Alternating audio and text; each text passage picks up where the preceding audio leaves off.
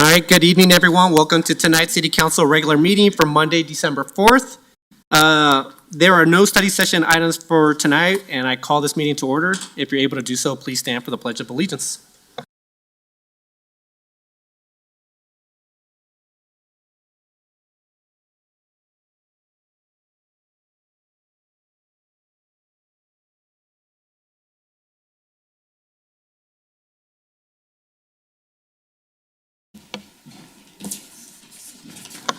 Thank you. City Clerk, if you could please take a roll call. Yes, good evening. Member Anderson? Present. Member Newnenkamp? Present. Member Kolnick? Present. Member Russell? Present. Mayor Pro Tem Ward? Present. Member Woodward? Present. Mayor Sierra? Present. All 7 present. All right, moving on to agenda item 5. This is consideration of minutes from the previous session. Any changes to the minutes from the regular City Council meeting from November 20th? Seeing none, can I get a motion to approve? I have Oh, a I'm sorry. change. I think we need to change Council President, Council Member Cheryl Wink to Council Member PJ Kolnick. I move that we I would amend the agree meeting with to that. reflect that. I think I do remember seeing you there, PJ, at the 20th. Perfect. So we can make that change. Anything that we need in order to make that change, Stephanie, or no? Okay. Can I get a motion to approve the regular City Council meeting for November 20th with the change that Member Russell stated? I move to approve the minutes as amended. I'll second it. Thank you. Thanks, Rita. Not my fault. Thank you. Can we please vote? Member Anderson? Aye. Member Newnenkamp? Aye. Member Kolnick? Aye. Member Russell? Aye. Mayor Pro Tem Ward? Aye. Member Woodward? Aye. Mayor Sierra? Aye. Let the record show 7 ayes. All right, moving on to agenda item 6. We are now going to be taking a recess to have a reception in the atrium. We will be in there for about 30 minutes or so, coming back in here around 6:45. So if everybody will just join us in the atrium for recognition of current council members as well as speaking to the new council members that are going to be sitting on this dais. So thank you so much, everyone.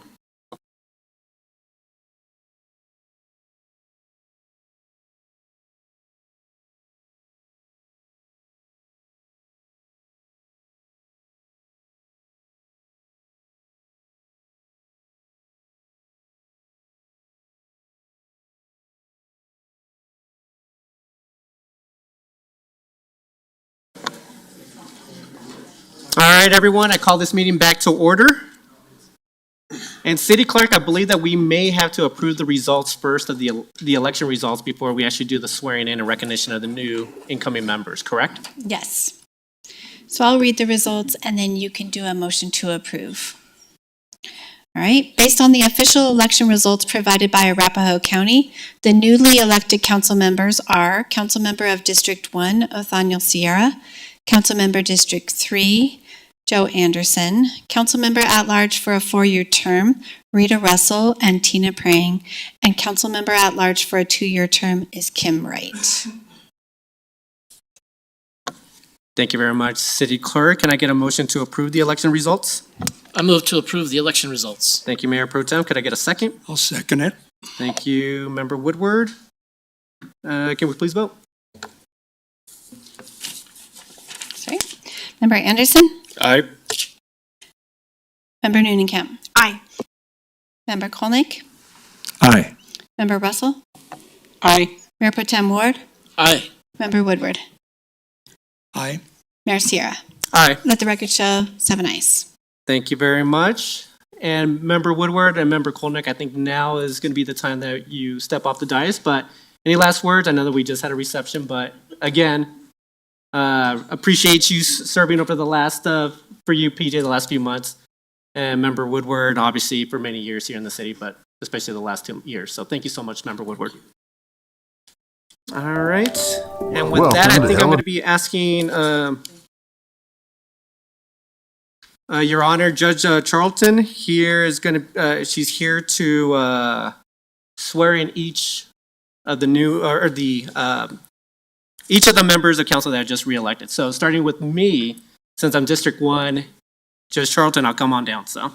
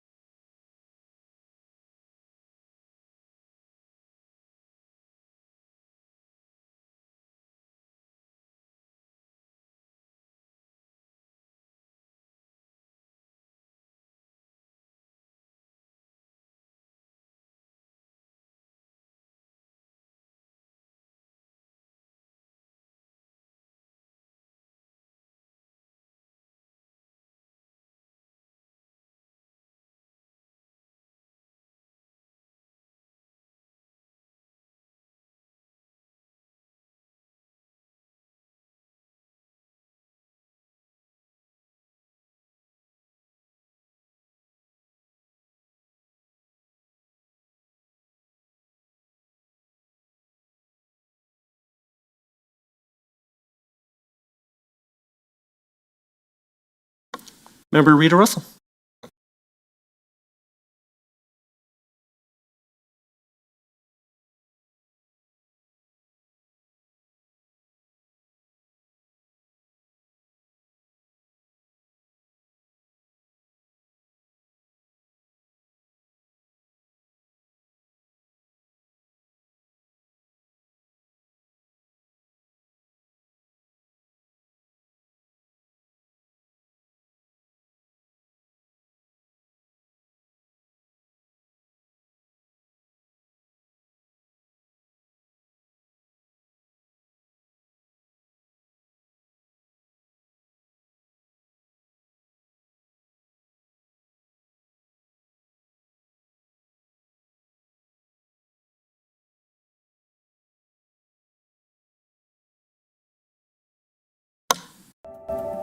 Welcome to Council-elect Tina Pring.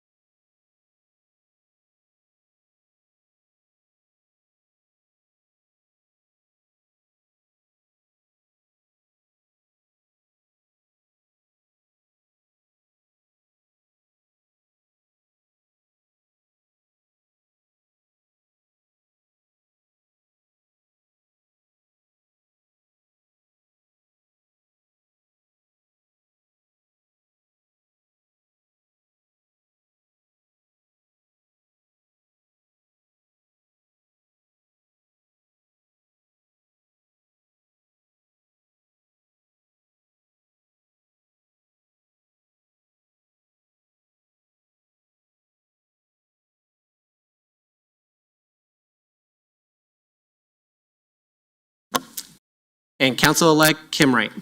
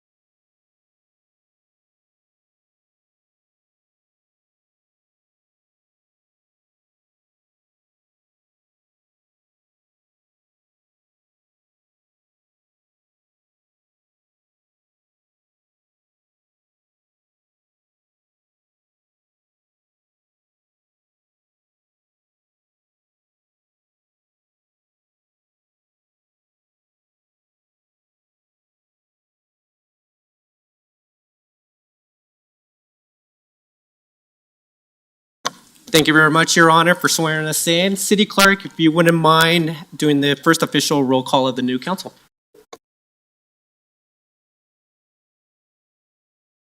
All right, Councilmember Anderson.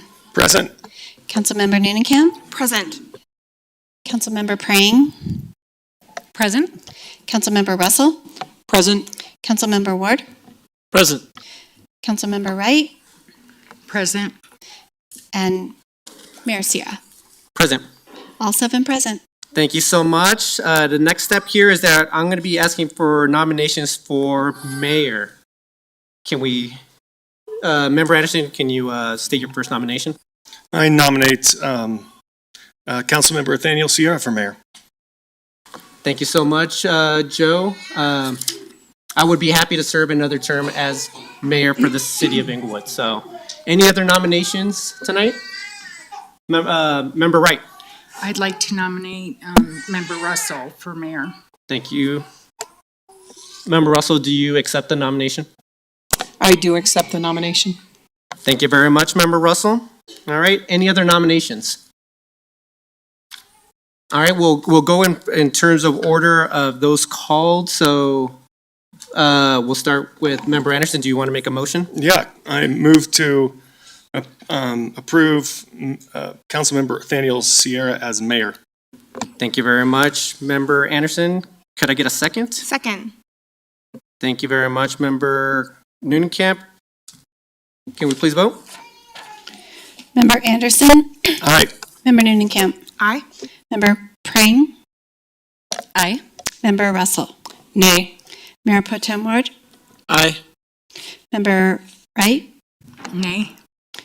Nathaniel Sierra, Member Syria. Yay. Aye. Let the record show 5 ayes and 2 nays. Thank you so much. And with that, I will continue to serve as mayor for the city of Englewood. And thank you very much for my colleagues for your support. And with that, we'll move to Mayor Pro Tem. Any nominations for Mayor Pro Tem? Mayor Pro Tem. I nominate Councilmember Anderson as Mayor Pro Tem. Thank you, Member Ward. Any further nominations? Member Wright? And I nominate Member Russell for Mayor Pro Tem. Thank you very much, Member Wright. Actually, I should have asked. Member Anderson, did you accept the nomination of Mayor Pro Tem?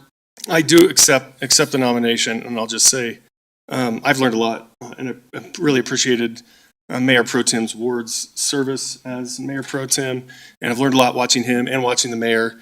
And if selected by council, I would seek to just perform the duties faithfully as Mayor Pro Tem, presiding when the mayor's absent, making sure council follows its policies and is effective at maintaining the order and honor of this chamber. So thank you for the nomination. I do accept. Thank you, Member Anderson. Member Russell, do you accept the nomination of Mayor Pro Tem? Yes. Thank you, Member Russell. And we'll go in order again here. So can I get a motion to approve Member Anderson as Mayor Pro Tem? So moved. Thank you, Member Ward. Could I get a second? I will second Member Anderson for Mayor Pro Tem. Any further comments? Can we please vote? Actually, I had a comment. Go ahead, Member Russell. I will not be supporting Joe Anderson for Mayor Pro Tem. He is not, he's one of the junior, not the most junior council members, but he also was being recalled, and I have some issues, so I will not be supporting Joe Anderson. Thank you. Thank you, Member Russell. Anyone else? Can we please vote? Member Anderson, Aye. Member Noonekamp, Aye. Member Prang, Aye.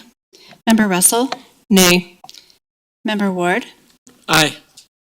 Member Wright, Nay. Mayor Sierra. Aye.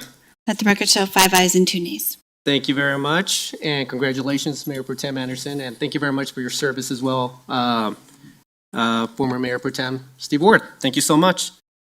All right, everyone, I guess we can move with seating assignments. I guess I would be staying here. And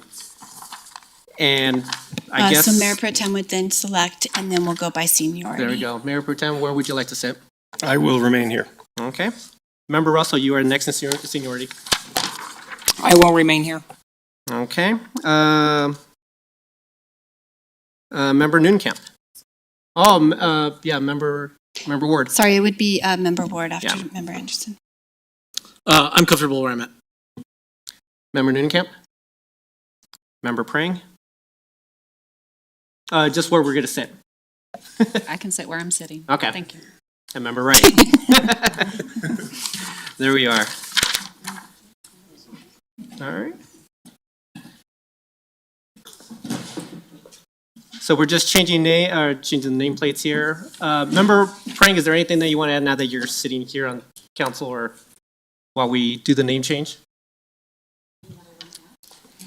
For members in the audience, so. Sure, yes. Just gratitude and thanks for everyone that had confidence in me and supported my election. And I also wanted to comment that I've greatly admired the rapport and candor that the most recently seated before tonight council has had with one another. I think that you did really good work together, given, you know, a diversity of opinions, and I think that that diversity of opinions is necessary for the city. So just really look forward to continuing that with everyone.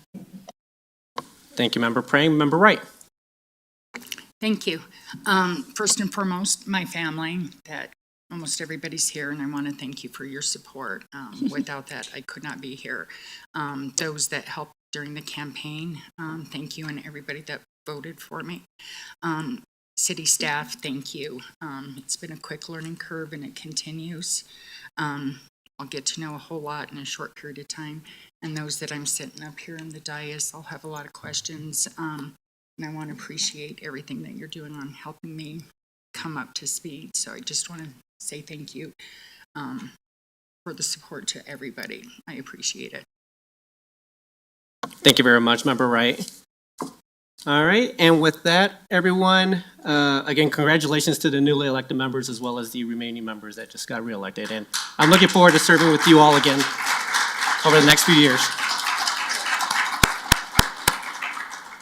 And moving on to agenda item 6C, this is the student art calendar artist recognition. And I thank everyone for coming tonight. There's quite a few people here that have come to see the amazing artwork that is featuring the students of some of the Englewood schools, and they're going to be featured in the 2024 calendar. And I believe we have some extra copies here tonight.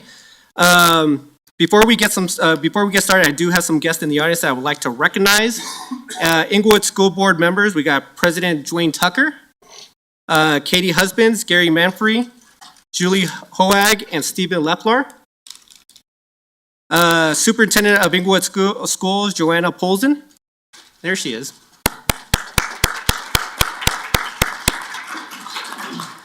Englewood art teachers Amber Osborne, Ryan Talbot, Emily Ancona, Aaron Rademacher, Ellen Collins, and Catherine McKenna.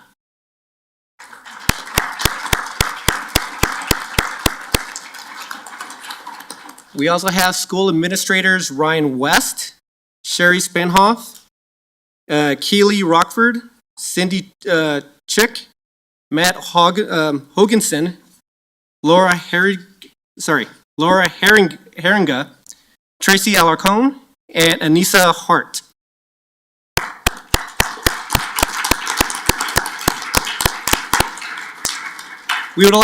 We would also like to offer a very special thanks to the art teachers, the school administrators, and of course the parents who support these talented artists every day. A little background on the annual calendar. Each year, the city of Englewood does produce a calendar that showcases Englewood's talented student artists. To help choose the artwork that is included in the calendar, we hold an art contest that is open to all students who live or go to school in Englewood. The artwork was voted on by the city council members, members of the Englewood boards and commissions, and the City of Englewood staff. The 2024 calendar features 51 pieces from this year's student art contest. I'm going to ask Neighborhood Engagement Program Manager Madeline Hinkfuss to introduce the top 13 artists. I'm also going to come down to the podium and I'm going to be taking a picture with each of the artists with their artwork. And if I could have the artists actually, after they take a picture with me, just wait here in the first row, and then we'll make sure we take a group picture with everyone. So thank you, everyone.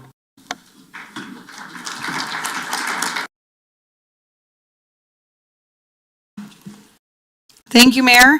Before we recognize the artists, I would also like to acknowledge our generous sponsor for the 2024 Englewood calendar, Frame Day Art. Brian Hart and his team are given a very tight deadline to frame and mat all of the art pieces each year, and they always get it done. So now let's recognize the artist.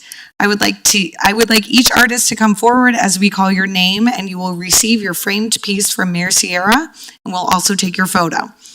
And the 2024 calendar artists are Liv Cooper. She's a sixth grader from All Souls Catholic School. Liv's piece is called Max the Noble Dog and is featured on the cover of the 2024 calendar.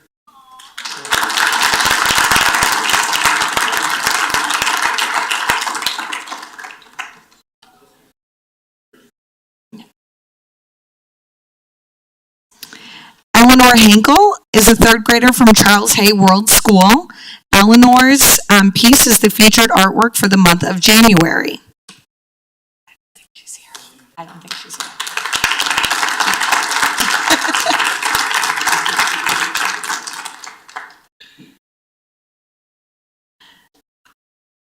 Ireland Owen Sullivan, a 12th grader at Colorado's finest high school of choice. Ireland's piece, Robert Downey Jr., is the featured artwork for the month of February.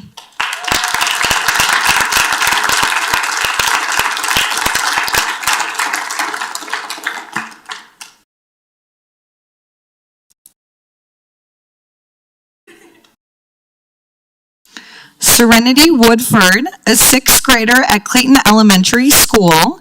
Serenity's piece is the featured artwork for March.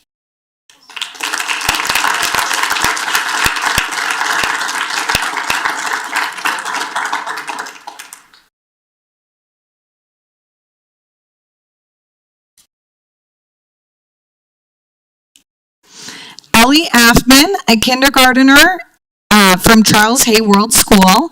Ellie's piece is called My Family and is the featured artwork for April.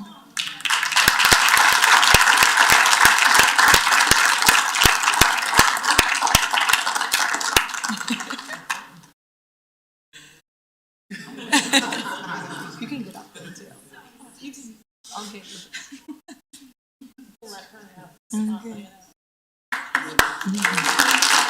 We'll have her Luna Martinez is an 11th grader from Colorado's finest high school of choice. Luna's piece is called Medusa and is the featured artwork for May.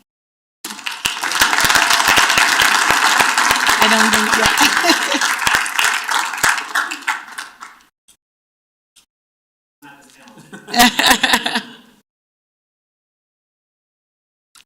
Dante Holtum, a 10th grader from Colorado's finest high school of choice. Dante's piece is called Geometric Wave and is the artwork for June.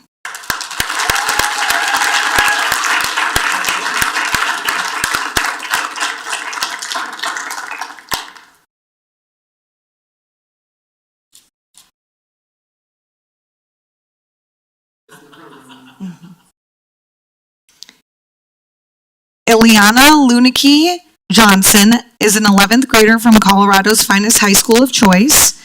Ileana's piece is titled The Subconscious Enigma and is the artwork for July.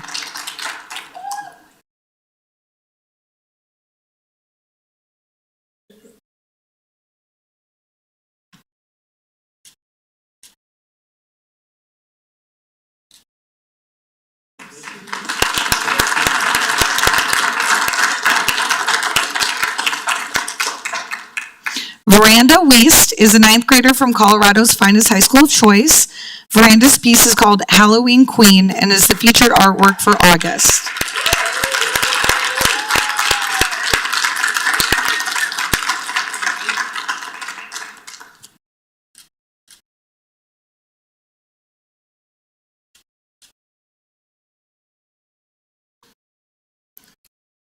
Natalie Untis is a 9th grader at Colorado's finest high school of choice. Natalie's piece is called Rainbow Mushroom Grove and is the featured artwork for September.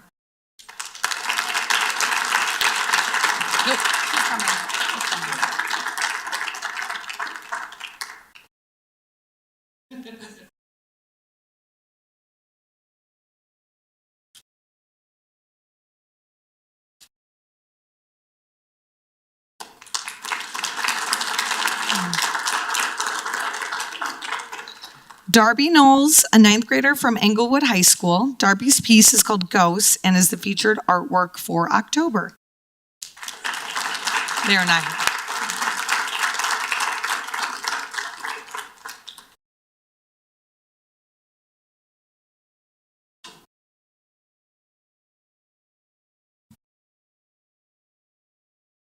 Cecilia Powell is a 2nd grader at All Souls Catholic School. Cecilia's piece is called The Great Sunset and is the featured artwork for November.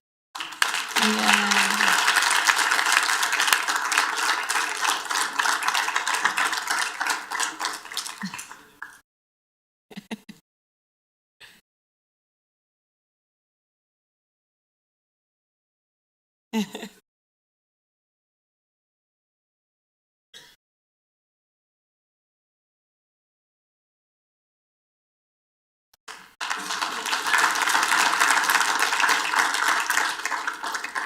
our last artist is Chloe Hertz, a 12th grader at Colorado's finest high school of choice. Chloe's piece is called Distorted But Calm and is the featured artwork for December.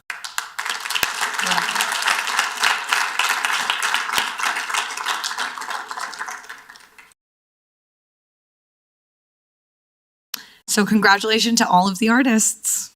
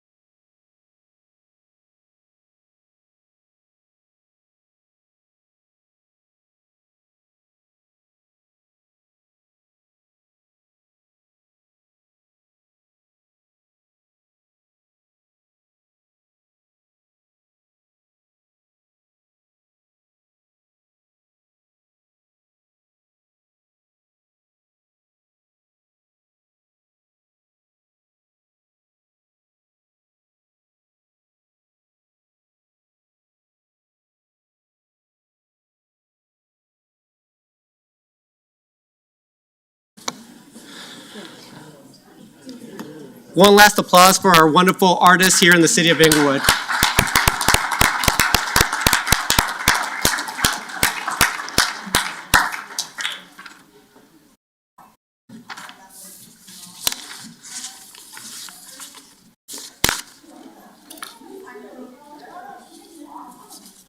All right, everyone, we are moving to 6D. And this is recognition of our city attorney, Tamara Niles, for receiving the designation of local government fellow by the International Municipal Lawyers Association. Tamara Niles began employment with the city of Englewood as the city attorney in the spring of 2021. Prior to the beginning with the city of Englewood, she served as a city attorney in Kansas for 14 years and worked as administrative hearing officer with the Kansas Department of Revenue. Additionally, she was attorney in private practice, working with public and private clients in construction, public entities, and general commercial litigation.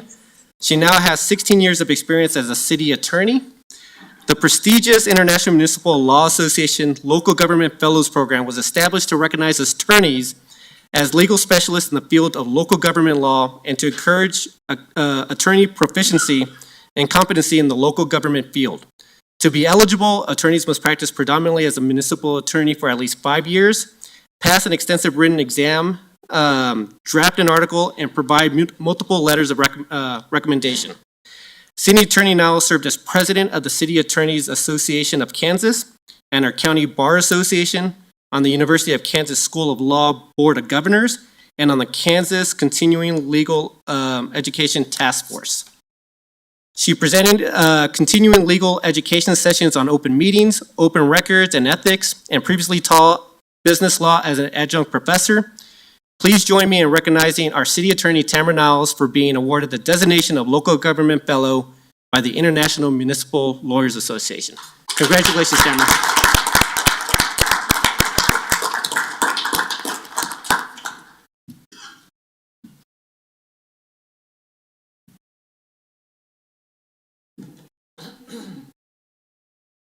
All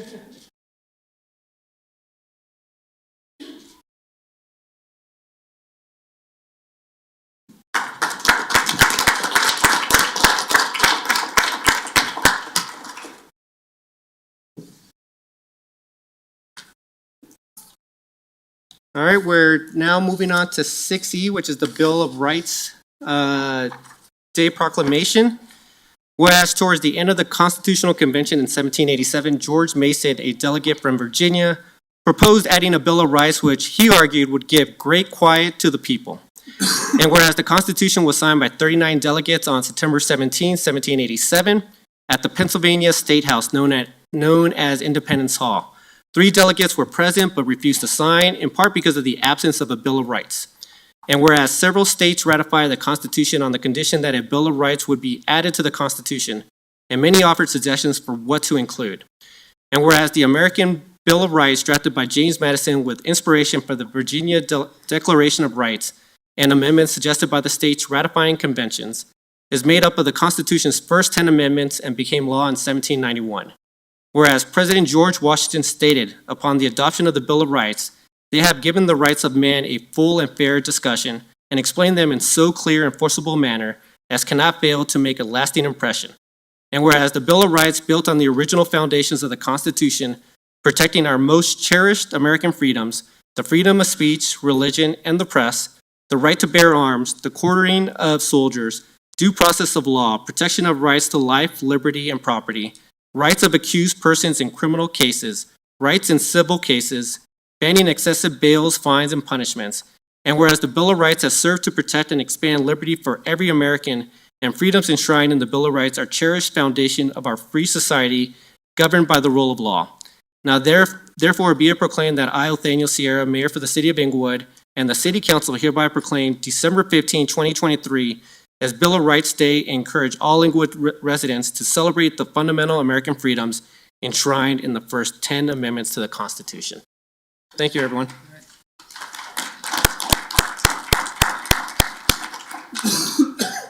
Everyone, we're now moving on to agenda item 7. This is recognition of scheduled public comment. The deadline to sign up to speak for scheduled public comment is Wednesday by 5 p.m. prior to the meeting through the City Clerk's office. This is an opportunity for the public to address City Council. There is an expectation that the presentation will be conducted in a respectful manner. Council may ask questions for clarification, but there will not be any dialogue. Please limit your presentation to 5 minutes. Up first is Jake Gilbert, an Englewood resident, here to address council regarding traffic around school zones. And since we have a new council seat, I guess we just start back at the top. I think Mayor Potent or Member Ward, you gave the last. But I'll go ahead and do it tonight, and then we'll just start with Member Anderson next time around. So, Mr. Gilbert, if you could just state your name and your address or cross streets. Sure, it's Jake Gilbert, and I live in Delaware. Sorry, Jake, can you make sure your microphone's turned on? There should be a star on the. No, there we go. Oh. Green is on. Press it one more time. There you go. It's Okay. on. Can I get some slides up? I have a thumb drive in.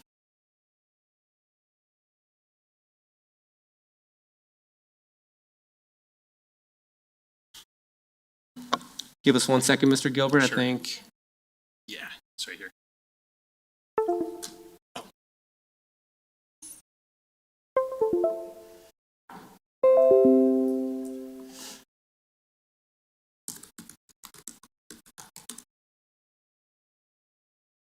Cool, thank you.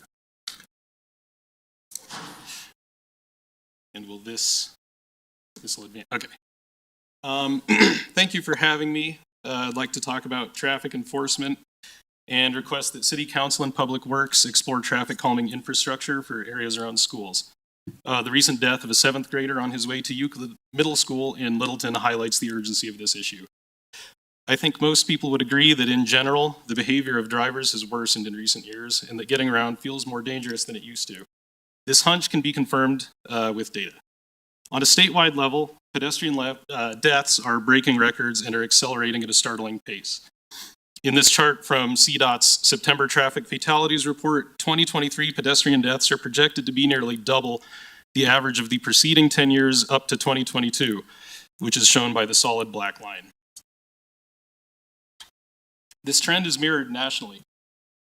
This chart shows that in the United States as a whole, annual pedestrian deaths, which had been on a steady decline for decades, suddenly began increasing around 2010 and nearly doubled in 12 years. Unfortunately, at a time when pedestrian deaths are skyrocketing in Englewood, traffic enforcement is cratering. This chart, using data from the Englewood Police Department Records Department, shows total annual traffic citations issued by EPD between 2017 and 2023. There is clearly a precipitous decline in traffic enforcement that has yet to bottom out. This data shows that in 2023, EPD is on track to write 60% fewer traffic tickets than they did in 2018. In case you're wondering if this decline is in enforcement is due to a decrease in staffing, this chart shows full-time equivalent positions at EPD have increased from 110 to 131 in that same period of time. Likewise, EPD's general fund has increased by nearly 30%. I'm sure there are reasons that EPD has stepped back from traffic enforcement, but it's clear that the deterrent effect of reliable enforcement on dangerous driving has collapsed at exactly the time we need it most. While sporadic bursts of enforcement in certain areas have taken place in recent weeks in response to large volumes of complaints, the years-long downward trend is clear. Given the current pedestrian death crisis taking place in Colorado and across the country, traffic enforcement needs to become a much higher priority for the long term. I also believe that a supplemental solution lies in traffic calming infrastructure. Traffic calming infrastructure is always present, and it affects the behavior of 100% of drivers 100% of the time. By placing it on residential streets near schools and in school zones, it could cause people to stop using these streets as high-speed thoroughfares, which they were never meant to be. Nearby cities like Denver, Arvada, and Lakewood have recently installed things like speed cushions and bulb outs. Aurora is currently preparing to install 80 new speed cushions throughout the city and has a program where residents can request this infrastructure on their blocks. This is a picture of speed cushions, which are like speed bumps, but they have gaps spaced for wide axle vehicles like fire trucks so that those emergency vehicles are not slowed down. Models with sufficient height have been shown to reduce average passenger vehicle speeds by 25%. Bulb outs involve narrowing a road at an intersection, and to my knowledge are being considered for several intersections along East Dartmouth Avenue right now. Narrowing the path of traffic at an intersection forces drivers to slow down and shortens the amount of time the pedestrians crossing the intersection are exposed to traffic. These would be especially useful at four-way stops surrounding schools. We can't accept a new normal in which drivers can break traffic laws with impunity, and it's too dangerous to let our kids walk and bike to school. I think these traffic calming devices could do a lot of good on the residential streets that are commonly used by students to get to and from school, and that many drivers currently use as alternatives to Broadway or Santa Fe. In my neighborhood, Delaware and Huron come to mind. In addition, traffic enforcement clearly needs to get back up to their 2018 levels, if not higher. I live on Delaware in a school zone with a 20-mile-per-hour speed limit during school hours. I walk my daughter to and from Clayton every day and have seen parents blow the four-way stops at near highway speeds, careening into the drop-off area like a bowling ball with absolutely nothing to deter them or stop them. It is a maddening sight.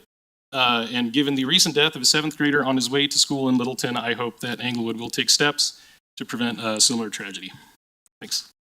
Mr. Gilbert, thank you very much for your presentation tonight. Any questions for Mr. Gilbert? Go ahead, Member Noonkemp. Thank you, Mayor. Mr. Gilbert, thank you for being here and for your advocacy on this issue. I've received your emails as well. Can you share with us the slides that you have with you tonight? Yeah, like, you mean email them? Yes, that would be wonderful. Yeah, for sure. Thank you very much. I appreciate you being Yeah, here. absolutely. Thanks. Member Wright. I'm sorry, could you tell me the cross streets that you live at again, please? Delaware and Shenango. Thank you. Any further questions? Seeing none, Mr. Gilbert, thank you for your time tonight. Thank you. Up next is Kathleen Bailey here to address council.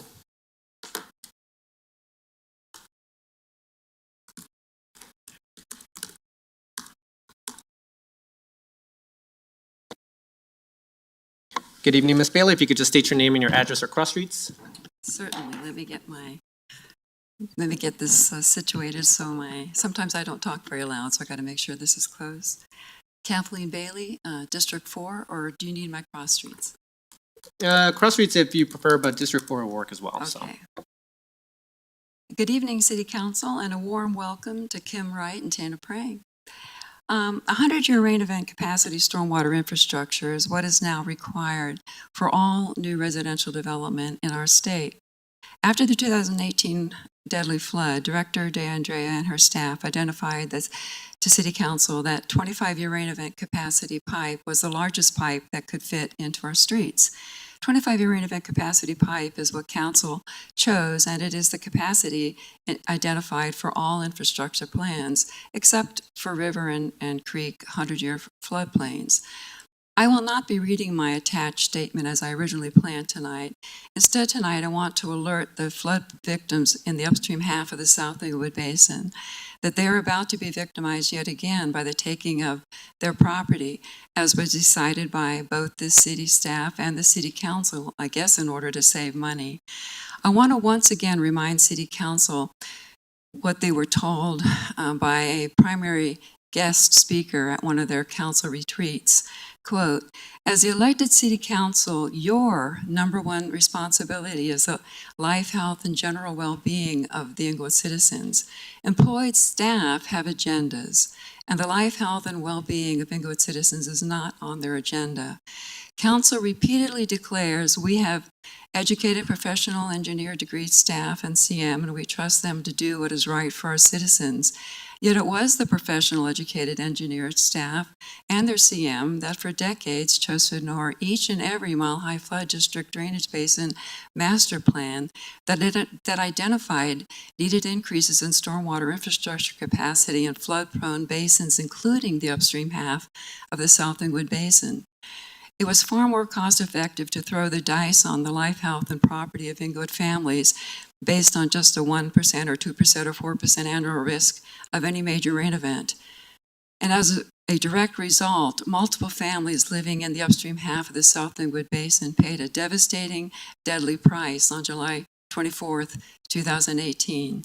As we speak tonight, we have a stormwater infrastructure fund that has been fully funded by significant fees paid monthly by Englewood citizens, including the flood victims, that can more than support funding the $7.6 million identified in our 2020 stormwater plan to upsize the existing 50-year-old, 2-year rain event capacity main trunk line pipe in the upstream half of the South Englewood Basin to 25-year rain event capacity pipe.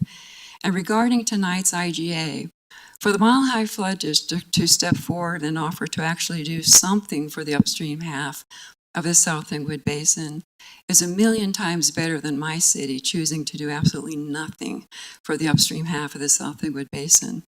But the major question that remains for me is why City Council has decided not to invest $7.6 million for actual 25-year rain event capacity infrastructure protection as promised for those residents living in the known flood-prone upstream half of the South Englewood Basin. And I also want to present the following 3 questions that I hope will be addressed later tonight by my High Flood District representatives that may take part in any questions from council prior to tonight's vote on the IGA. 1, will the planned taking of resident property and installation of Mile High Flood District drainage structures increase the 2-year rain event capacity of the upstream half of the South Englewood Basin to 25-year rain event capacity? If not, what is the expected increase to the rain event capacity for the upstream half of the South Englewood Basin with the planned taking of residential property and the installation of the drainage structures?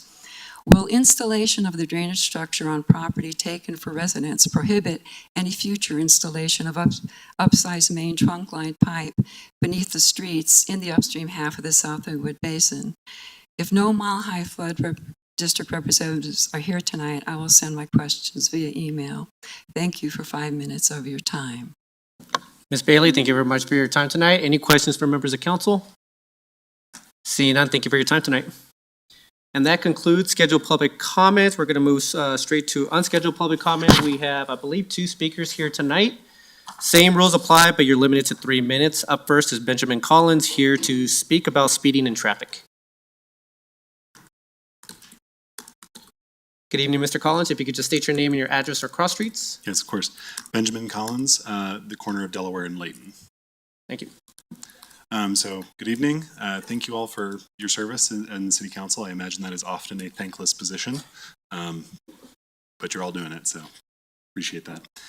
Yeah, my name is Benjamin. I'm an aerospace engineer, resident of Englewood for 5 years, raising my children, my son here. And pretty much from day one, it was obvious that Delaware was going to be a problem from a traffic perspective. I went to the city website to look for stop signs. You all were ready for me. There was a message about how stop signs are not the right way to deal with traffic signs or traffic issues, speeding in particular. So I started looking at other solutions, and I started talking with my neighbors. And I think what's become clear over time is that Delaware is just fundamentally poorly designed for what it's supposed to do. And the way I want to illustrate that right now is looking at just the width and comparing that to what federal recommendations are for similarly designed roads. So if you just go on Google Maps and you measure Delaware right in front of my house, Delaware is 40 feet wide, which is 2 parking lanes and 2 driving lanes. So you'd think 10 feet per lane, right? That seems normal. That's within recommendations. Except once you actually measure between 2 reasonably parked cars, it turns into 30 feet for 2 lanes. That's 2 15-foot wide lanes. For reference, Santa Fe and I-25 have 12-foot wide lanes. The same federal document recommends 10 to 12 feet for highways, and they also comment that a reduction in lane width from 12 to 10 feet is associated with a natural speed reduction of almost 7 miles an hour. So we can consider this in the reverse of what a 3-foot increase does to any natural speed. And this is without considering anyone's traffic enforcement, driving intentions, whatever. It's just the natural speed available as you're looking at a wide street with long view sight lines, etc.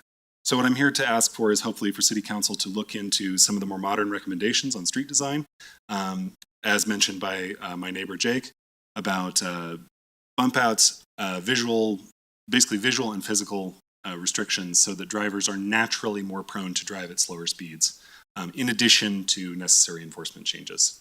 Thank you. Mr. Collins, thank you very much for your time tonight. Any questions from council? Member Wright. Can you tell me how close the closest school is in proximity to where you live? So I have 2, one either direction from Delaware, and they're a block away.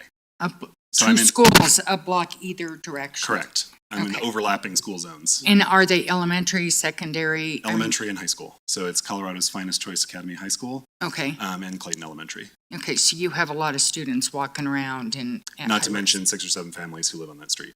Okay, and do you know if there's been any, and I'm sorry, I don't know the terminology, where the police put the thing across the street where they check the speeds of people yeah, going there's across? been, Jake can answer more about this. He's had more experience with this, but I know that there have been some studies done. Okay. And some speed signs put up and things like that, and sporadic enforcement. But it's clearly not effective. I was literally passed in front of my house on a residential road, like it was a highway. Okay, and are there 4-way stop signs in those areas? I assume Delaware there would and be. Layton only has a 2-way. And that, I believe, is correct based on the municipal code that outlines how to use stop signs. But if you go just stand on that part of Delaware, it's very wide and you have very long sight lines and there's very little obstructing you. It feels like a highway. My wife and I were recently on a trip to the UK, and literally an interstate in the UK is the same width as Delaware. Right. At like 4 lanes of 70-mile-an-hour traffic. So it's not surprising that people are traveling fast down that road. There's just the room for it. And that's without any kind of road markings or any kind of other devices to help with that. Okay, thank you very much. Thank you. Any further questions for Mr. Collins? Seeing none, Mr. Collins, thanks for your time tonight. Thank you. Up next is Noah Kaplan, here to also speak about traffic.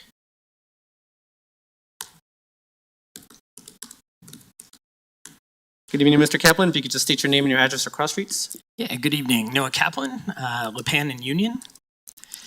I'm here also to speak about traffic calming to support Mr. Gilbert and Mr. Collins in their requests to the council. I also live in the Clayton Elementary neighborhood. I have a young son who goes to Clayton and another daughter at Charles Hay. And I am also a bike commuter regularly from Englewood into Denver to go to work. And I'm trying to raise my son to also walk and bike as frequently as he can.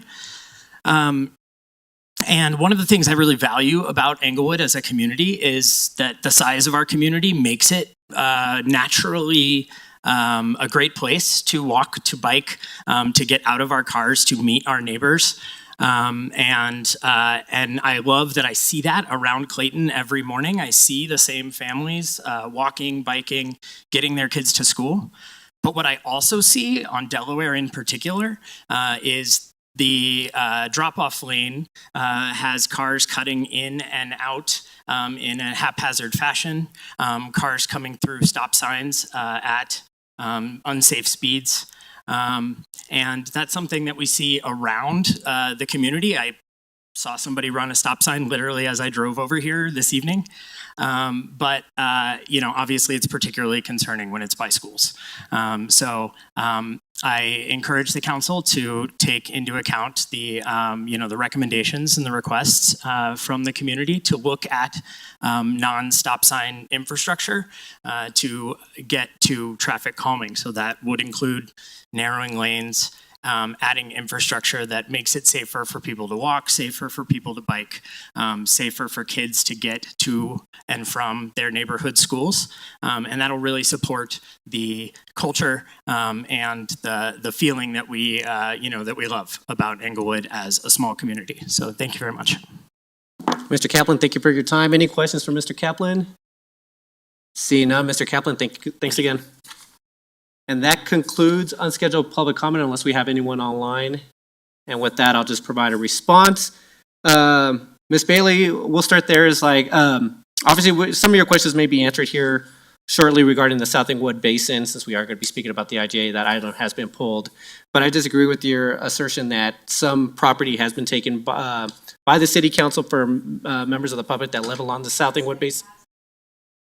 So thank you, Ms. Bailey. Okay, so I stand corrected. So you haven't said there has been, but all right. Thank you, Ms. Bailey. Okay, so the way that I take it was that it has been taken, but you're stating now that it wasn't your intent to use those words. But we will be speaking about the IGA later on tonight. But I do appreciate you coming in and staying vigilant on this issue. For Mr. Collins, Mr. Kaplan, and Mr. Gilbert, thank you very much for speaking about traffic and just traffic calming measures. I've actually had a conversation with our city manager about this over the past few weeks. I've been hearing from a lot of residents. Obviously, we're well aware that speeding and unsafe driving practices are now taking over not only Englewood, but other cities around the region.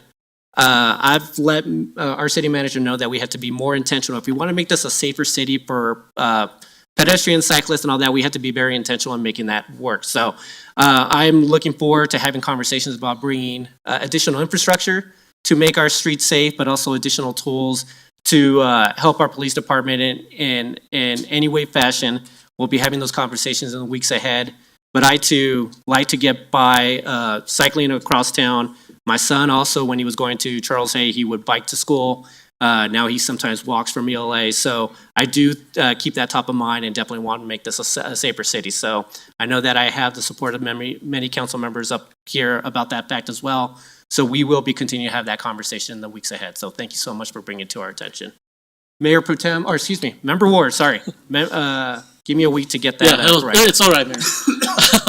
Thank you. I just want to thank my District 4 constituents for coming out to notify me of a problem. I have a front row seat to the chaos at Clayton on a daily basis. My house, for those of you who don't know, is literally directly across the street from the school. If you're standing between the loading dock and the community garden and you're facing the house with the really terrible front yard, that's my house. I've watched it, and I appreciate you coming with some ideas about what we can do. I've encouraged the manager to have a conversation with the police department once we got Mr. Gilbert's original inquiry on this. We have seen some enhanced traffic enforcement in that area. I witnessed a traffic stop there just last week, as a matter of fact, but no system is going to be perfect, and we have residents with a variety of needs who are accustomed to driving Delaware Street at a certain clip for quite some time. So there will be some adjustment required, some time potentially to discuss options and solutions. I like to refer to this as moving at the speed of government. But thank you for bringing it to our attention so that we can begin to look at some options going forward into the next budget cycle. Thank you for that. Anyone else? All right, thank you very much, and that concludes public comment tonight. And thank you very much for all the speakers for coming and speaking tonight.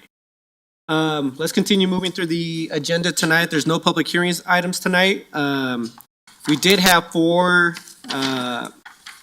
consent agenda items, but they've all been pulled. So moving on to agenda item 9A1, this is the South Englewood Basin IGA. I believe Member Russell, you pulled this item. Is there a question that you have from Deputy Director Host? I did, and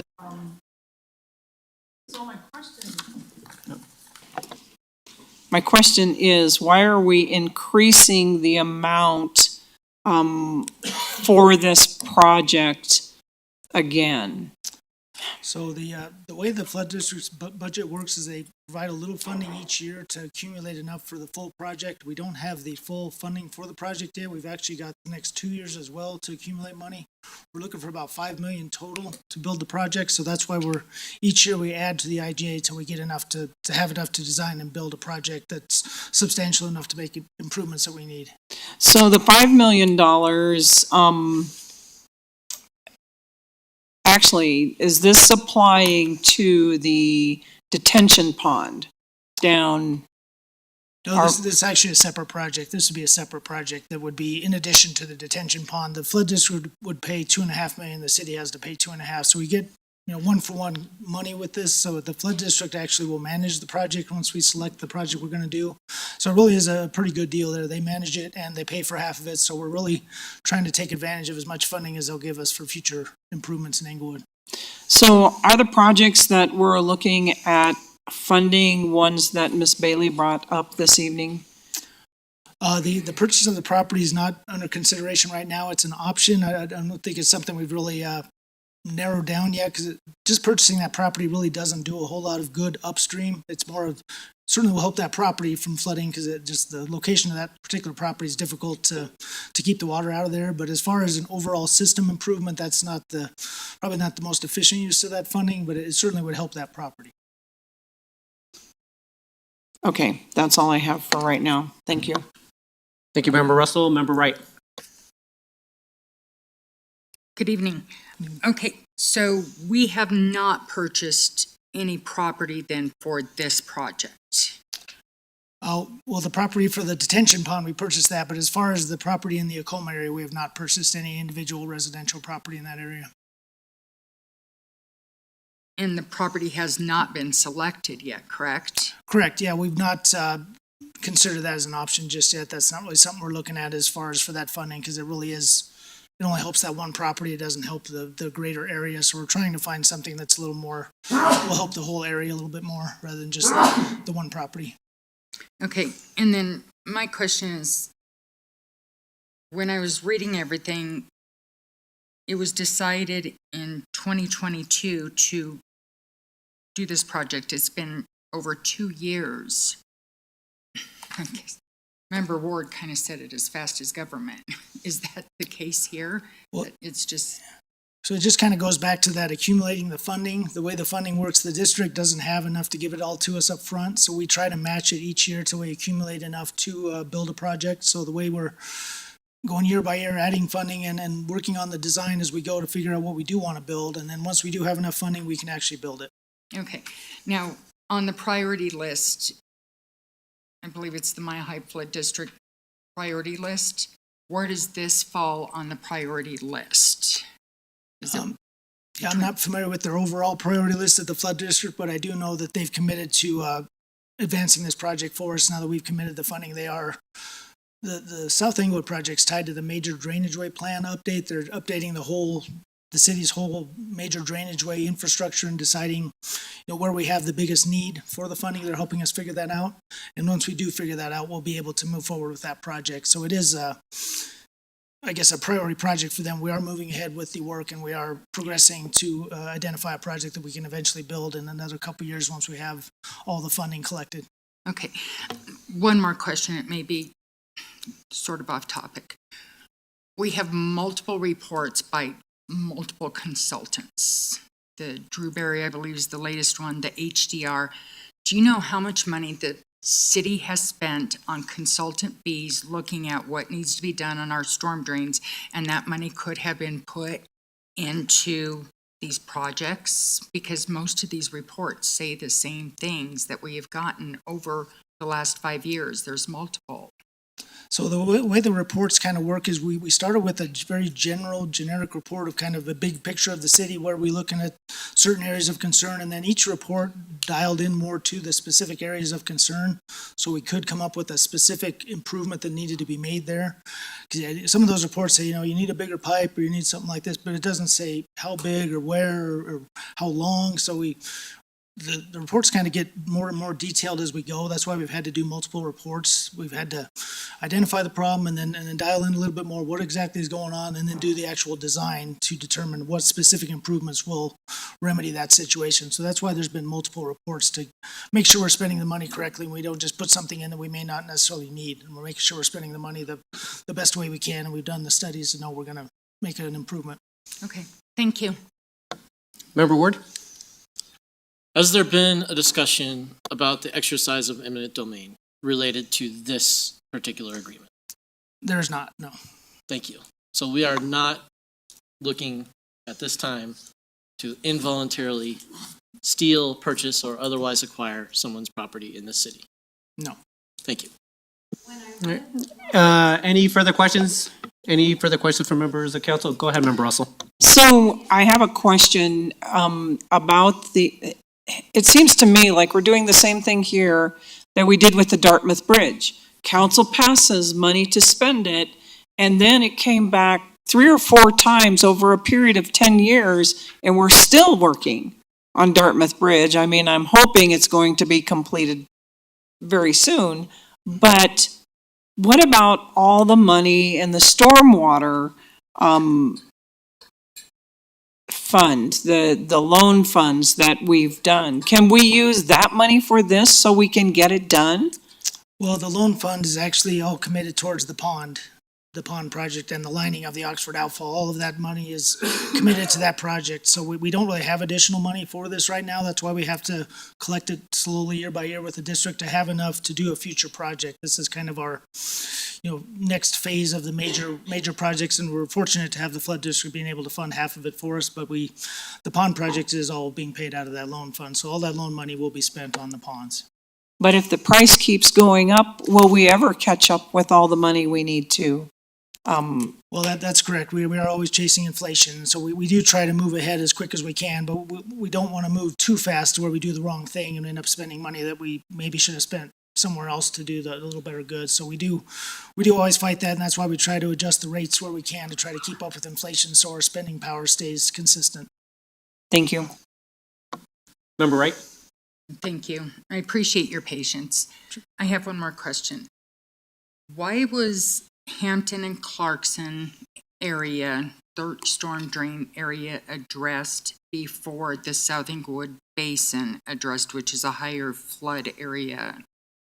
The Hampton and Clarkson, that was one of the priorities in the master plan. I think that was the number 3 or 4. It was the priority 3 Yeah. above the priority 1s and 2s. So why was it addressed and fixed before priority 1 and 2 area? Well, we actually kind of did them concurrently. We're actually working on both of those projects right now. The Old Hampton project, or the hospital project you're referring to, is under design now. We've come across a lot of utilities in that area that are making it difficult to get a bigger pipe through there.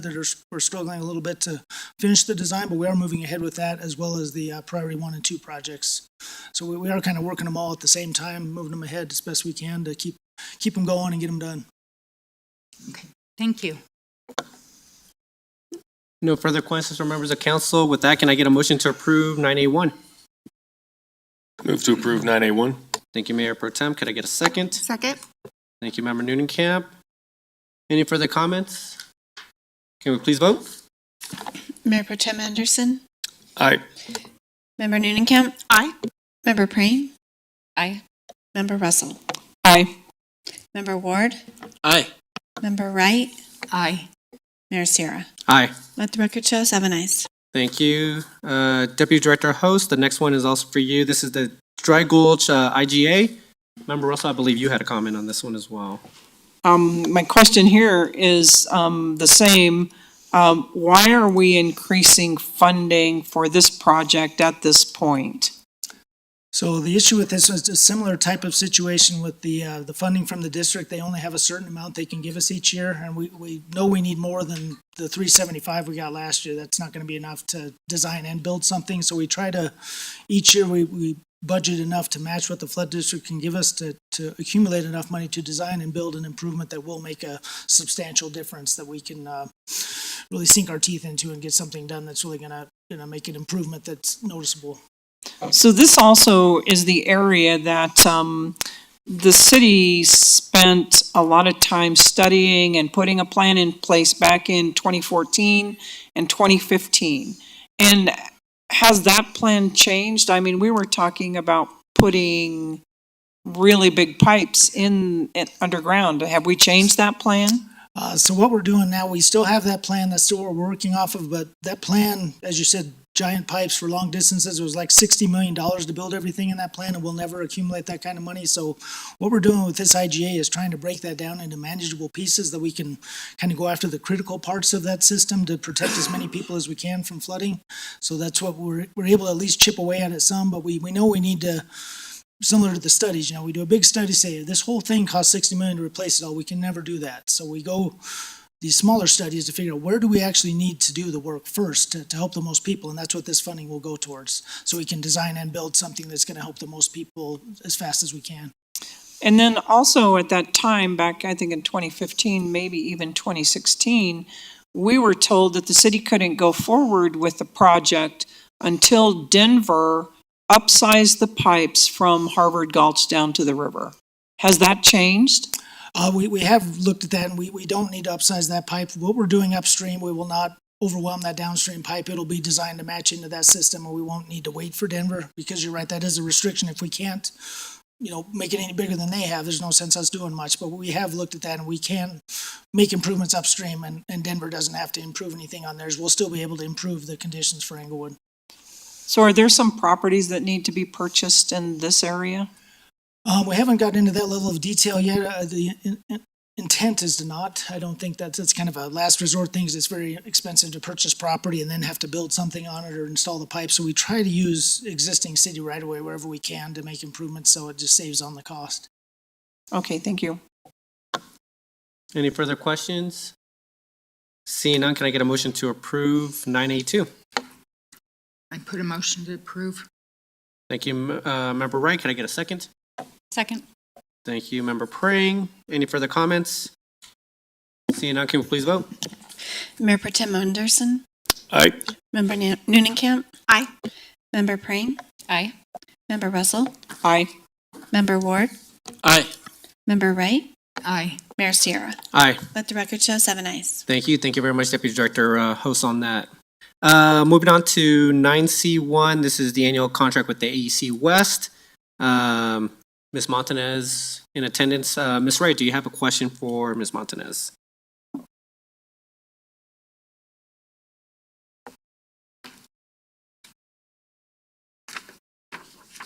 Good evening.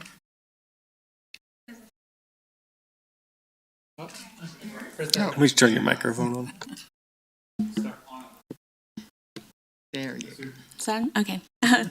I'm Kara Montanez. I'm the Chief Building Official with the Building Division. So welcome to council. Nice to meet you. I had a question. And I'm sure the questions will be less as I get to know things.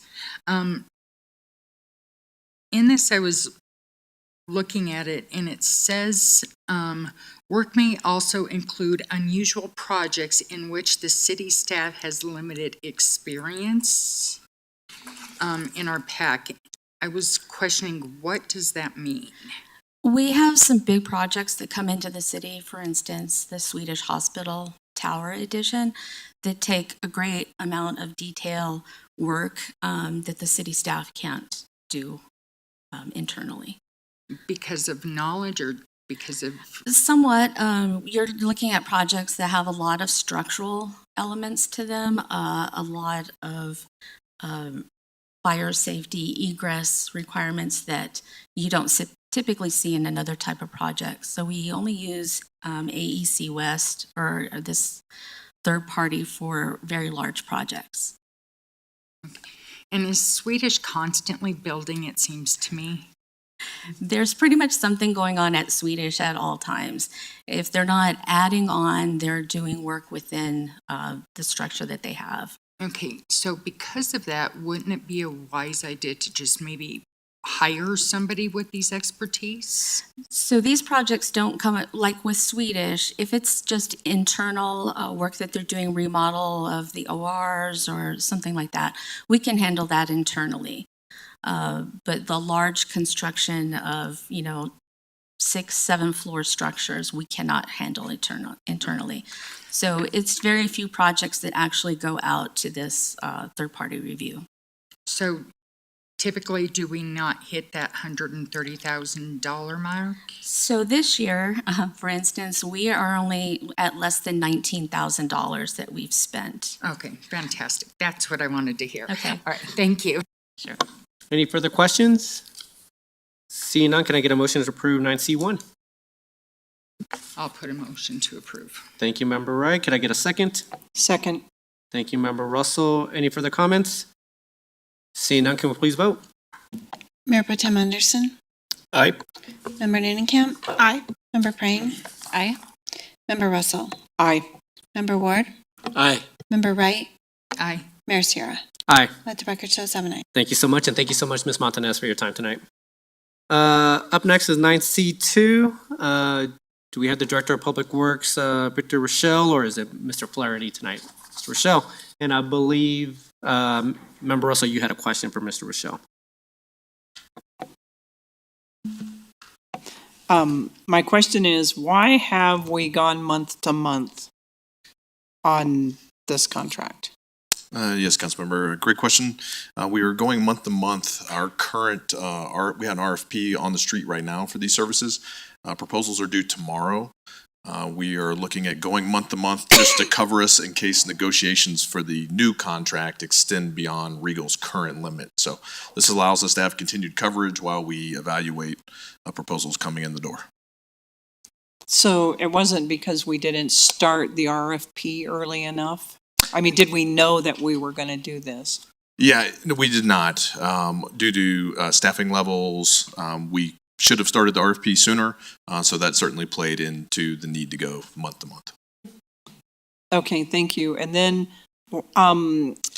in the paper packet, so I don't know if the statement of work was not included in the paper packet that I got. Was it included in the electronic copy? I did check that. I did not see it in my electronic copy. It is the same work attachment as Amendment 1, Exhibit A, which is in the packet. Okay. Since it's an extension of that exact contract. Okay, perfect. Thank you very much. Yes, ma'am. Any further questions? Member Wright. In here, it says that city representatives will conduct routine inspections. Who does those inspections? Great question. So that would be our custodial supervisor and our facilities manager work together on those inspections. We also communicate with the facility representatives at each facility pretty regularly on how Regal's doing, and if there are deficiencies, those are communicated to the public works staff and then communicated back to Regal management to make sure those are corrected. Okay. I was looking at the budget, and it showed that we have 3 city full-time custodians. What type of work do they do opposed to what this contract does? So there is some overlap in those. Right now, we do not have, we only have 1 full-time custodian currently. We have a number of vacancies in there, but they also overlap. They do night shift, as well as some day porter services at a couple of our facilities, in addition to what Regal does. Okay, so we have job openings currently that Yes, we're ma'am. wanting to hire? Okay. Correct. And then another question. Does the city pay for the supplies in the restrooms and the break rooms and that type of thing? Do we make those supplies, or is that within the 30,000s that the contractor supplies that? I'll double check and get back to you, but I'm pretty sure that the city purchases most of those and has them readily available for the contractor. Okay. One more question. Do you know how much time is spent in each facility for the amount of money that we're getting? I do not. It would depend on the size of the facility, in addition to kind of the shift. Just as an example, this building versus the rec center. The rec center is going to probably take a little bit more time. There are a lot more nuances to the equipment and the various facilities, locker rooms, bathrooms, and things like that. Right, understandable. Okay, thank you. You're welcome. Any further questions? Member Russell? So I vaguely remember that we went to contracting this out because we had trouble filling positions. Is it ever possible that we, when things change, I mean, people might be willing to work, and so because when we contract this out, we're paying a lot more money than, I mean, we're paying for everything that we would have paid for here anyway. So is that something that we might consider in future budgets if there is a change in could we go back to doing these things in-house? Absolutely. That's something we would be extremely interested in pursuing. To your point, having people in those positions is kind of the challenge. We're seeing a little bit of that now with our full-time custodians, getting those. And we've also tried a couple other strategies, which we're continuing to explore to bring some of these services in-house. So absolutely, if the market changes and we can bring it in-house, we'd be more than happy to have that discussion and see if there's a potential for savings and efficiency. Thank you. Member Prang? Good evening. So is part of the benefit of contracting out this service the fact that the contractor has the specific equipment needed to do the cleaning services? And is there a cost benefit, if you will, of having them own and maintain that equipment versus the city owning and maintaining that equipment? It's actually primarily the staffing level. It's the contractor having the staff to cover all our facilities if we can't bring that in-house. That's the primary benefit. Thank you.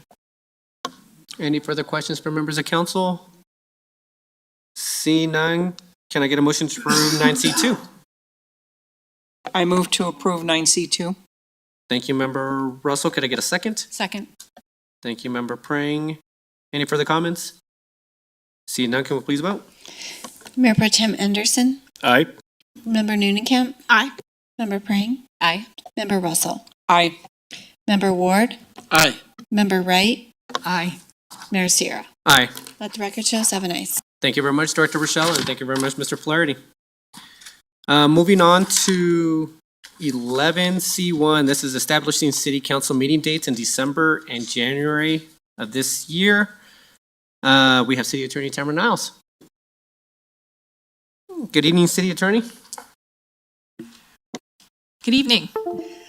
This is a matter that I raised earlier, I believe it was in February, regarding our holiday schedule. Traditionally, City Council has taken or canceled 2 study sessions in July and 2 study sessions in December.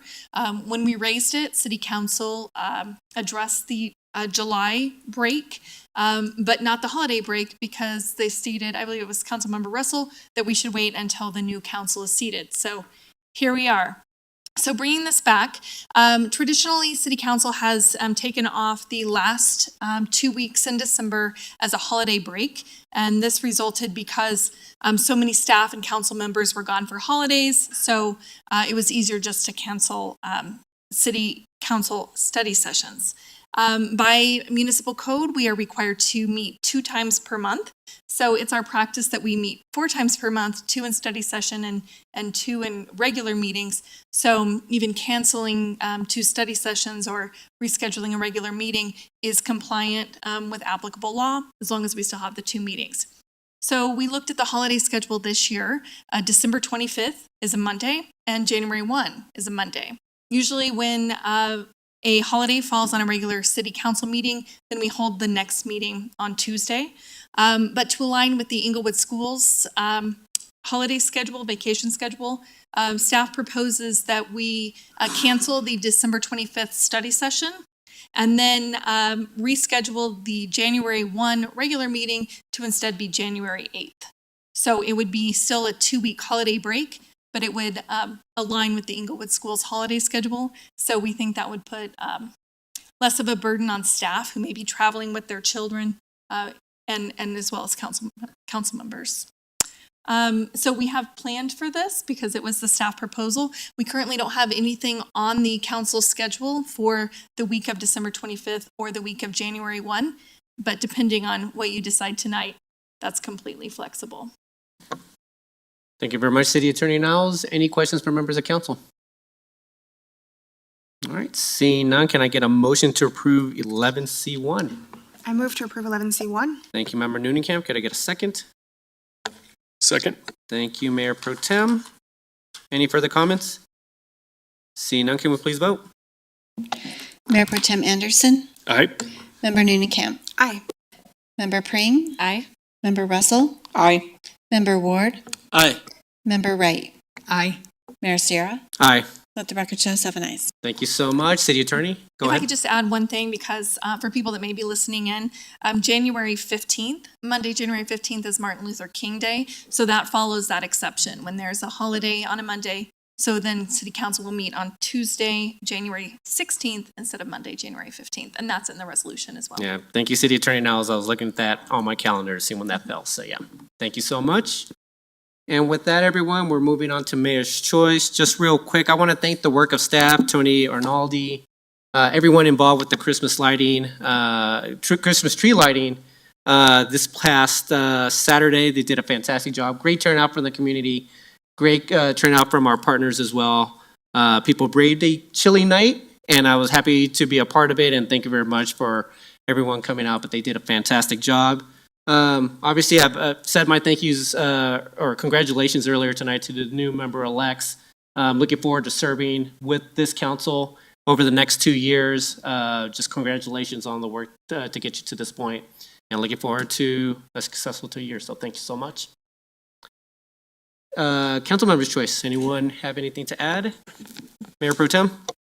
I would like to see if we could consider a study session on traffic calming. I know we had a discussion on Vision Zero. I don't know where we're at on that, but I think in light of the comments tonight and what may be possible, I know we have a long-standing policy of not doing the speed bumps, but I thought it was interesting to see the speed hump idea with gaps for driving through. I'd want to hear an analysis on that, see if that's maybe something we could do. That seems like a relatively inexpensive traffic calming measure that might be doable within Englewood. So wanted to see if council would be willing to have a study session on that.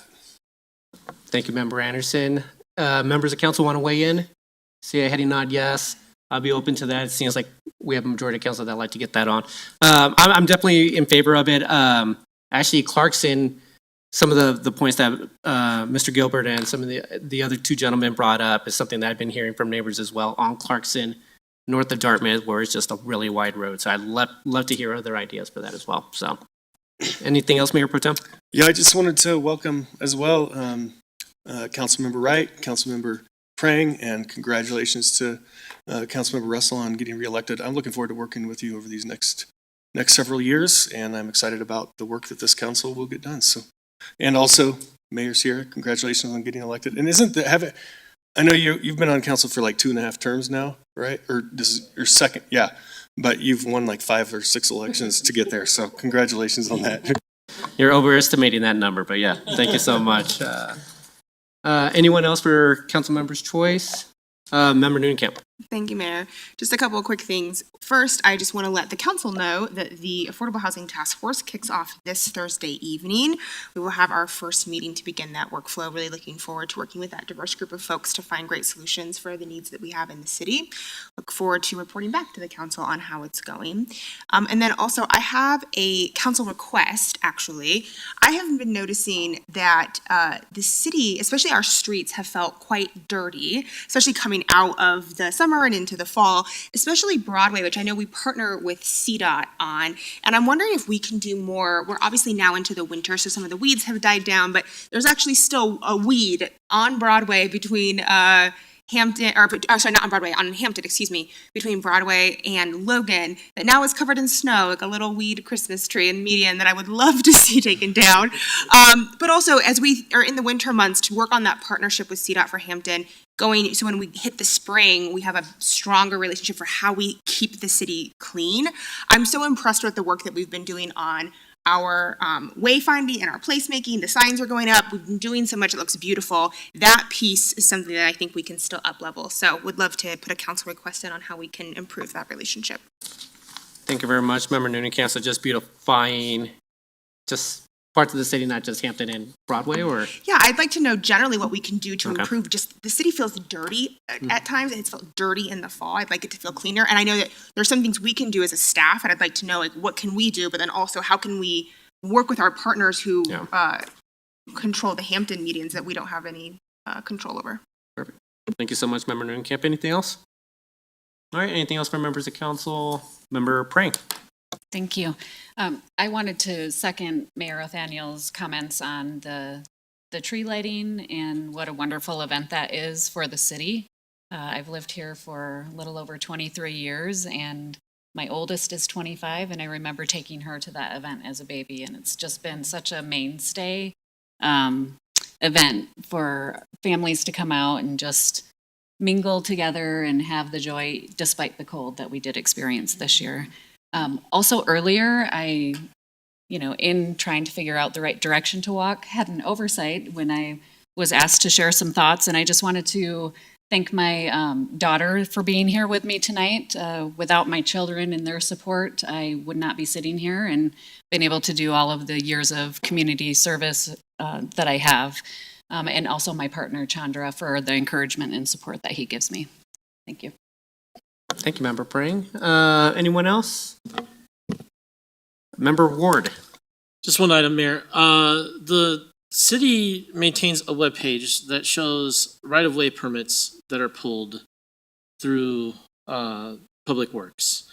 And I happened on that webpage today looking for possible activity along Broadway, and I noticed that that page has not been updated since July. This being something that I have addressed previously in the past, I am bringing it up publicly tonight because it has been previously addressed behind the scenes. So I would like to enter a council request for the process of updating that webpage and how we ensure web assets maintain current once they are erected. Thank you, Member Ward. Making a note of that, so. Perfect. All right, anyone else? All right, and city manager's report. Thank you, Mayor. Good news is we've had both of those council requests already in. And I got an email right before as Councilmember Noonan was speaking about the Hamden, that we are reaching out to CDOT about that relationship. We always ask them to do it. We do not have good luck, and then the city goes and does it. And so we've been hoping to get their cooperation. And just to clarify, we do not partner with CDOT on Broadway, only on Hamden, as well as Santa Fe and Bellevue, are the state highways. But we will be reaching out to them. A couple of updates on the city clerk's office. We've been asked to let council know when we do and don't have applications coming in. Just to let you know, council has asked me to report on that. So the city clerk's office has received 6 board and commission applications so far for 26 openings. So we will try to let you know, if I can ask the clerk's office to just let council know, maybe in the Friday report, what vacancies or what positions we are getting applications for, because they've asked me just to keep them informed of that. The city manager's office is also accepting applications for our annual leadership program, Elevate Englewood. We'd love to have as many of our residents as possible join that program. It's an 8-week sessions, 8 sessions over 8 weeks, and really covering the school district, the county, lots of aspects of the city government here.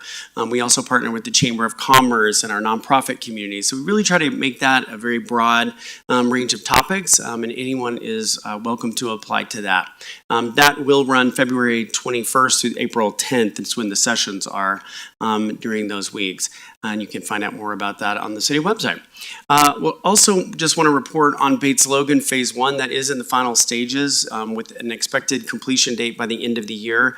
As you know, we're working on plumbing, water, electrical. Those are going to the new restroom, the shelter, and that is left to be completed.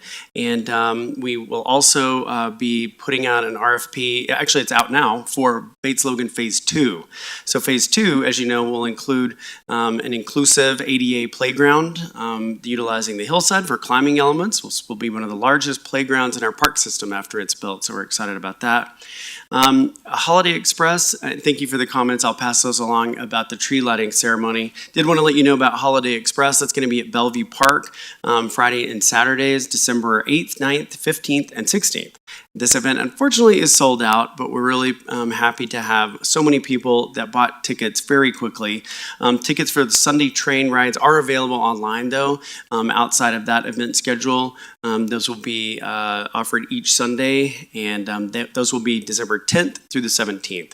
So we hope everybody will come out and enjoy the lights and the fun and the festivities at Bellevue Park, as well as the lights in our downtown area. Been getting quite a few texts and emails about how much people enjoy the increased lighting that we have. We want to thank our partners at the DDA that have really beefed up the Broadway corridor. Our city center staff that work on that have really beefed up this area. So we're excited about having more lights in the community. So glad to answer any questions you may have, and that's all I have otherwise, Mayor. Thank you, City Manager Lewis. 2 questions for me. One, can you remind me, it was in the Friday report, when did the applications, when are they due for boards and commissions? Is it right after Christmas or right before Christmas? I think it's December 28th. Okay. 28th. And then secondly, when will we put notice on Bates Logan on what Phase 2 looks like? Is that after the RFP is completed, or can we do that now? Actually, the plans for that are already out. I think those are online. There was an image, a graphic image in your Friday report. Yeah, there is one, but do we put anything out on Bates Logan for those that don't visit the website? I'll check our website, but I think that is already there. Okay. But if not, we'll get that loaded. Thanks so much, City Manager Lewis. Any further questions? All right. Thank you very much. And with that, we are now adjourned. It's 8:20. See you all next week. Have a good evening.